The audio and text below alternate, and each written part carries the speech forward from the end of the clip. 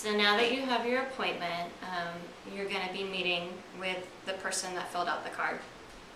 You show up to the location a little bit early so they don't beat you. And I always text them the day of the appointment as well, just to remind them of our appointment, even to let them know what I look like or what I'm wearing, so that they feel a little bit more comfortable meeting a stranger.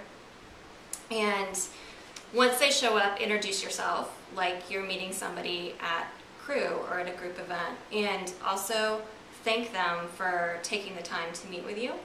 And then just casually take some time to get to know them. You're looking to connect and build a relationship with them, get to know who they are, how's school going so far, how's their first week or two on campus been, how are the dorms, those kinds of questions.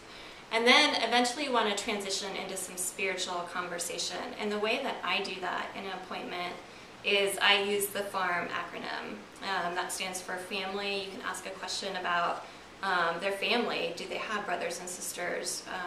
Those kinds of questions. A in FARM is for academics, and ask them what they're planning to study and what led them to decide to study that. You can use R to ask them about their religious or church life, and just this is one of the key places that you get to learn about their spiritual background, where they're at, how much they've been involved in church, or what made them decide to even, check yes that they were interested in being involved in a weekly Bible discussion. And the last M is for ministry. You can ask about his or her feelings about God or Christ.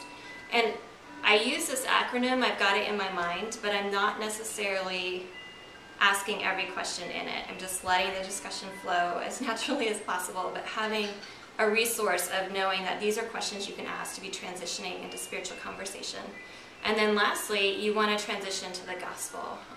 One thing that's really important is that you don't want to assume that anyone that you're meeting with is a Christian, even if they use Christian terms, even if they've gone to church all of their lives. I've seen many people who've grown up in the church who still do not understand the gospel.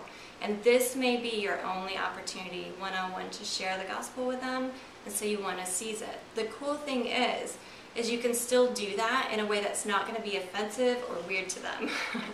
Usually something that I say is just simply to say, I know that there are a lot of Christian clubs on campus that maybe you're just not even sure what they believe or where you should go, where you'd want to be plugged in. Just like when you go looking for a church, you kind of want to understand what each church believes in order for you to be confident that this is a church you want to get plugged into. And so one thing that we want to do as CRU is just make sure you feel confident in what we believe, and we want to take some time and just share that with you.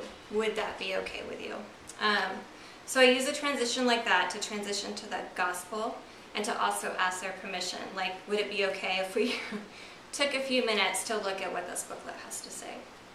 So that's all you need to know. You just want to meet with them, text them to remind them, introduce yourself, transition to spiritual conversation after spending a little bit of time of getting to know them, and then transition to the gospel. And leave them with information about CRU. One thing I missed in there is that even before you share the gospel, you could take a little bit of time and just say, hey, this is what CRU is about. We're about doing evangelism on campus. We're about building people up in their walks with the Lord and in discipling others. And then we're also about making sure that you and every person that comes to CRU is equipped to be sent out as a lifetime laborer for Christ, both in their time on campus, but definitely after campus, wherever the Lord would call them. So, enjoy, have fun.